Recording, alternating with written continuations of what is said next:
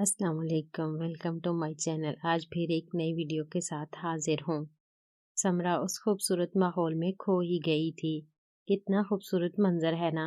दानिश की आवाज़ पर समरा होश में आई थी और अपने चेहरे पर दोबारा उदासी के तासरात सजा चुकी थी। उसको देखकर दानिश का चेहरा भी उतर गया था। चलो नाश्ता करते हैं। दानिश आंखों पर चश्मा लगाए गाड़ी से उतर गया था। समरा भी अपनी मदद आप गाड़ी से उतर गई थी। आह, समरा की हील वाली सैंडल रेत में धंस गई थी, जिससे वो गिरते गिरते बची थी। रेत की वजह से भी जमीन पर समरा का चलना मुहाल हो गया था। दानिश उसे लड़खड़ाता देख फौरन उसकी कमर में हाथ डालता उसे संभाल चुका था। दूर हटो मुझसे, घटिया इंसान। समरा दानिश को धक्का देती चीखी थी। अपनी जुबान काबू में रखो, नहीं तो इसको काट के फेंकने में वक्त नहीं लगाऊंगा। दानिश सख्ती से कहता समरा को अपने साथ लिए सामने बने ओपन रेस्टोरेंट की तरफ बढ़ गया था। समरा अपने आंसू पीती उसके हमरा चल दी थी। सुबह का वक्त होने की वजह से लोग ना होने के बराबर थे। वो भी समरा को लिए एक टेबल पर जा बैठा। वेटर को आवाज लगाकर नाश्ते का ऑर्डर दिया। इस बीच समरा बेजार सी सब कुछ देखती रही। नाश्ता मंगवाते वक्त भी दानिश ने समरा की मर्जी जानने की कोशिश नहीं की थी। सब अपनी मर्जी से मंगवा लिया था। समरा जान, इतनी बेजार नजर क्यों आ रही हो तुम मुझे? समरा दानिश के सवाल को नजरअंदाज करती आसपास देखने लगी। क्या आपको आदत हो गई है मेरे हाथों इज्जत अफजाई करवाने की? दानिश चेहरे पर मुस्कुराहट सजाता गोया हुआ। दानिश की मुस्कुराहट समरा को बहुत बुरी लगी। वो नहुसत से मुंह मोड़ गई। अभी दानिश ने कुछ बोलने के लिए लब वाह किए ही थे कि वेटर नाश्ता लेकर आ गया। हाँ तो समरा जान, मैं क्या कह रहा था कि सजा के लिए तैयार हो जाएं। क्या तुम मुझे यहाँ भी सजा दोगे? समरा पूरी आंखें वाह किए सदमे से गोया हुई। जी हाँ बिल्कुल स्वीट हार्ट। और तुम्हारी सजा ये है, तुम मुझे अपने हाथों से नाश्ता कराओगी। अगर तुमने मेरी बात नहीं मानी तो मैं तुम्हें भी कुछ खाने नहीं दूंगा। वो जानता था समरा रात की भूखी है और वो भूख की कितनी कच्ची है इससे बेहतर कोई नहीं जानता था, इसलिए उसने समरा के लिए ये सजा मुंतहिब की। समरा ने दानिश की बात को नजरअंदाज करते हुए पराठे की तरफ हाथ बढ़ाया, लेकिन उसका हाथ दानिश पकड़ चुका था और हाथ की पुश्त पर अपने लब रखता मुस्कुराता हुआ हाथ छोड़ चुका था। समरा घबराती हुई यहाँ वहां देखने लगी। दानिश, तुम ऐसा क्यों कर रहे हो? सब देख रहे हैं, क्या सोचेंगे? समरा जच हुई थी। कोई नहीं देख रहा, अब नाश्ता कराओ मुझे, नहीं तो अब मैं तुम्हारी सांस रोकने का इरादा रखता हूँ। वो लबों पर नजरें डालता बोला। समरा उसका इशारा समझकर खामोशी से नवाला बनाकर दानिश की तरफ बढ़ाया, जो मुस्कुराता हुआ खा चुका था। नाश्ता तो बड़ा लजीज है, या तुम्हारे हाथों से खाने की वजह से ज्यादा लजीज हो गया है। दानिश समरा को जज करना नहीं भूला था। इसी छेड़छाड़ के दरमियान दोनों ने खाना खाया और रेस्टोरेंट से निकल आए। दानिश समरा का हाथ थामता समंदर के पास ले आया। वो उसकी पुश्त अपने सीने पर लगाकर अपनी बाहों में ले चुका था। समरा ने मज़ाहमत की, लेकिन समंदर की ओर से सूरज तलू होता देख उस मंजर में खो गई। दानिश भी उसके कंधे पर ठोड़ी रखकर इस मंजर को अपनी आंखों में समा रहा था। समरा की शफाफ गर्दन दानिश के सामने थी तो उसने भी मौके से फायदा उठाया और उसकी गर्दन पर लब रख दिए। बदतमीजी की भी हद होती है दानिश अहमद।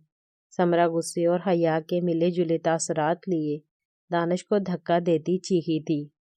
डार्लिंग, बीवी हो मेरी, जब चाहूँ जो चाहूँ कर सकता हूँ। दानिश हर दर्मी से गोया हुआ। मैं तुम्हें जान से मार दूंगी आज। समरा दांत पीसती दानिश की लिपट लिपकी, लेकिन वो पहले ही भाग चुका था। दोनों बच्चों की तरह साहिल समंदर पर अपने कदमों के निशान बनाते प्यार भरे जंग में मशगूल थे।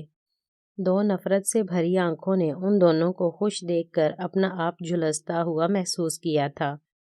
जल्द मिलेंगे दानिश अहमद, बस मजीद एक माह और खुश रह लो, उसके बाद तुम्हारी जिंदगी में अंधेरों के सिवा कुछ नहीं होगा। वो शख्स कमीनगी से मुस्कुराता चेहरे पर चश्मा लगाए अपनी लैंड क्रूजर में बैठकर जा चुका था। अब कहाँ ले जा रहे हो मुझे? घर जाना है। दानिश समरा को लेकर दोबारा सफर पर रवाना हो गया था और समरा घर जाना चाहती थी। अब हम शॉपिंग करेंगे। نہیں، مجھے شاپنگ کی ضرورت نہیں، میرے پاس سب کچھ ہے، سمرا فوراً بولی تھی۔ ہے لیکن وہ سب تم میکے سے لائی ہو، سسرال کی طرف سے تو کچھ نہیں ہے۔ اور ہاں، میں نے تمہیں رونمائی کا تحفہ بھی تو نہیں دیا تھا، وہ بھی تم اپنی پسند سے لے لینا۔ دانش ڈرائیو کرتا تفصیل بتا رہا تھا۔ مجھے کچھ نہیں چاہیے۔ جہاں تک رونمائی کے تحفے کی بات ہے تو تم نے جو کل رات کو کیا میرے ساتھ وہ کسی تحفے سے کم نہیں میرے لیے، سمرا غصے سے کہتی رخ موڑ گئی تھی۔ ویسے میں نے کیا تھا کل رات کو؟ ذرا تفصیل تو بتاؤ، دانش معنی خیزی سے کہتا سمرا کی طرف جھکا تھا۔ سمرا خونخوار نظروں سے گھورتی رہ گئی۔ اس کے بعد دانش نے سمرا کی ایک نہ چلنے دی۔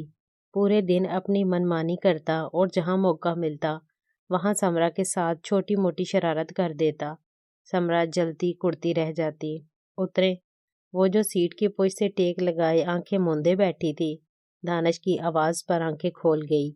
آس پاس دیکھا تو معلوم ہوا دانش اس کو اپنے گھر نہیں بلکہ سمرا کے گھر لایا ہے۔ چلو اترو، کیا سوچ رہی ہو اب؟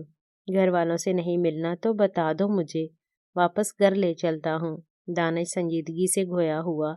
نہیں، میں اتر رہی ہوں۔ سمرا جلدی سے کار کا دروازہ کھول کر نیچے اتر گئی۔ تم گھر میں چلو، میں گاڑی پارک کر کے آتا ہوں۔ دانش کے حکم پر سمرا خاموشی سے گھر میں داخل ہو گئی۔ یہ 3 منزلہ مکان تھا جو بہت خوبصورت بنا ہوا تھا۔ اوپر کی 2 منزلوں میں سے ایک میں منیب صاحب اور دوسری میں قادر صاحب رہتے تھے، جبکہ سب سے نیچے والے پورشن میں نفیسہ بیگم رہتی تھیں۔ وہ لوگ احمد صاحب کی طرح بہت امیر تو نہیں تھے، لیکن اچھے کھاتے پیتے لوگ تھے۔ منیب صاحب سب سے بڑے تھے، ان کے 2 بچے تھے۔ 18 سالہ انابیہ جو 11ویں جماعت کی طالبہ تھی اور انتہائی معصوم اور دبو قسم کی لڑکی تھی، ہر وقت اپنی ماں کی آنچل میں چھپی رہتی تھی۔ 21 سالہ احمر جو یونیورسٹی میں میڈیکل کا طالب علم تھا، اپنی بہن کے بالکل برعکس، نڈر، بہادر اور ہر ایک سے کھلنے ملنے والا۔ قادر صاحب نمرہ بیگم سے چھوٹے تھے۔ ان کی ایک ہی بیٹی وانیہ تھی جس کی عمر 19 سال تھی اور 12ویں جماعت کی طالبہ تھی۔ وہ چنچل شوخ زندہ دل لڑکی تھی۔ اس کا رشتہ بچپن سے ہی احمر کے ساتھ طے تھا۔ احمر اور وانیہ بھی ایک دوسرے سے بے انتہا محبت کرتے تھے۔ دونوں کے مزاج بھی کافی ملتے جلتے تھے۔ دونوں کی پڑھائی مکمل ہونے کے بعد شادی کا فیصلہ کیا گیا تھا، جبکہ شائستہ بیگم نے انابیہ کے لیے دانش کو سوچا ہوا تھا، لیکن انہیں اپنی سوچ پر عمل کرنے سے پہلے احمدہ پڑھنی پڑی کیونکہ دانش کی شادی سمرا سے ہو گئی اور وہ ہاتھ ملتی رہ گئیں۔ گھر میں سب سے چھوٹی اور لاڈلی سمرا تھی۔ منیب صاحب، قادر صاحب اور نمرہ بیگم اس پر جان چھڑکتے تھے۔ اس کی پرورش بھی ان تینوں بہن بھائیوں نے ہی کی تھی کیونکہ سمرا نفیسہ بیگم کی بڑھاپے کی اولاد تھی۔ وہ بیمار رہتی تھی، سمرا کو سنبھال نہیں پاتی تھی، اس لیے وہ اپنے بہن بھائیوں کے ہاتھوں میں پلی بڑھی۔ لیکن نمرہ بیگم کی طلاق اور بھانج پن کی وجہ سے سمرا کے رشتے نہیں آتے تھے۔ بہت مشکل سے ایک رشتہ ملا تو وہاں سمرا کو رسوائی کا سامنا کرنا پڑا، لیکن دانش نے سمرا کو اپنی زندگی میں شامل کر لیا جو اس کی بچپن کی محبت تھی۔ اماں، قادر بھائی، منیب بھائی، کہاں ہیں آپ سب لوگ؟ رات 10 بجے کا وقت تھا۔ اس وقت سب لوگ کھانا کھا کر اپنے اپنے کمروں میں چلے جاتے ہیں، اس لیے اس وقت لاؤنج میں کسی کو نہ پا کر سمرا آوازیں لگانے لگی۔ کچن میں دودھ گرم کرتی شائستہ بیگم سمرا کی آواز سن کر جلدی سے باہر نکلی۔ السلام علیکم بھابھی، سمرا نے مسکراتے ہوئے سلام کیا۔ وعلیکم السلام۔ واہ بھائی، کیا قسمت پائی، ویسے تم نے کتنا لمبا ہاتھ مارا ہے، اتنا امیر کبیر خوبصورت کم عمر لڑکے نے تم سے شادی کی۔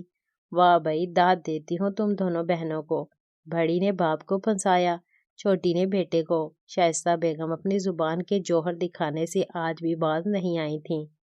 سمرا کا چہرہ پل میں بھیگ چکا تھا۔ اتنے بڑے الزام پر اس میں کچھ کہنے کی سکت بھی نہیں رہی تھی۔ وہ بس خاموش آنسو بہا رہی تھی۔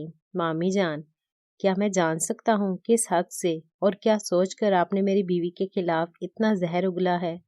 اس دن جو ہوا اس سے سارا خاندان واقف ہے، پھر آپ کس بنا پر میری ماں اور بیوی پر الزام تراشی کر رہی ہیں؟ دانش شائستہ بیگم کی ساری بات سن چکا تھا تو اس نے جوابی کارروائی شروع کر دی۔ دانش کے جواب پر سمرا کو تھوڑی ڈھارس ملی۔ وہ خاموشی سے اس کے حصار میں کھڑی تھی۔ ارے کچھ نہیں بیٹا، میں تو مذاق کر رہی تھی سمرا سے، شائستہ بیگم گھبراتے ہوئے گویا ہوئی۔ وہ جانتی تھیں یہ شخص پل میں عزت دو کوڑی کی کر دیتا ہے۔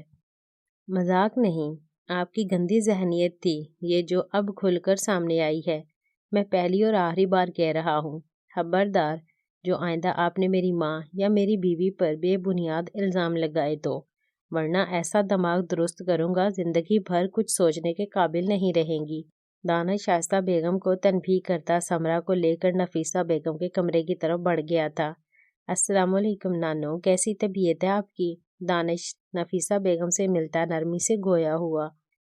نفیسہ بیگم اس کی سوتیلی نانی سہی، لیکن انہوں نے ہمیشہ دانش کو سگا نواسا ہی سمجھا، جبکہ دانش کے سگے ننیال والوں نے کبھی خیریت تک نہیں لی اس کی۔ میرے بچے آ گئے نا، بس اب میں بالکل ٹھیک ہوں، نفیسہ بیگم محبت سے دانش کا ماتھا چومتی بولی۔ امی میں بھی ہوں، آپ کو تو اپنے نواسے کے سامنے کوئی نظر ہی نہیں آتا۔ سمرا کے شکوہ کرنے پر نفیسہ بیگم نے اس کی طرف مسکراتے ہوئے باہیں پھیلائیں تو وہ مسکراتے ہوئے ان کی باہوں میں سما گئی۔ کیسی ہے میری بچی؟ میں ٹھیک ہوں امی، آپ کیسی ہیں؟ دونوں ماں بیٹی کی آنکھیں پل بھر کو نم ہوئی تھیں۔ نفیسہ بیگم بیٹی کو دیکھ کر پرسکون ہو گئی تھی۔ سمرا ماں کے آغوش میں سما کر اپنے سارے دکھ فراموش کر گئی تھی۔ دانش بھی مسکراتا ہوا کمرے میں رکھے صوفے پر برجمان ہو گیا تھا۔ ایک ایک کر کے تقریباً سبھی گھر والے نفیسہ بیگم کے کمرے میں آ گئے تھے۔ سبھی سمرا کا مسکراتا چہرہ دیکھ کر دل سے خوش ہوئے تھے۔ وہاں 1 گھنٹہ گزار کر وہ لوگ گھر آ گئے تھے۔ نمرا بیگم سو چکی تھیں، وہ دونوں بھی خاموشی سے اپنے کمرے میں چلے گئے۔ سمرا اپنے گھر والوں سے مل کر بہت خوش تھی۔ وہ وہاں رکنا چاہتی تھی، لیکن دانش کی گھوڑی پر شرافت کا مظاہرہ کرتی ہوئی واپس آ گئی۔ سمرا 1 منٹ۔ دانش کی آواز پر سمرا کے ڈریسنگ روم کی طرف جاتے قدم تھمے تھے۔ ناول ابھی جاری ہے، چینل کو سبسکرائب کر لیں، شکریہ۔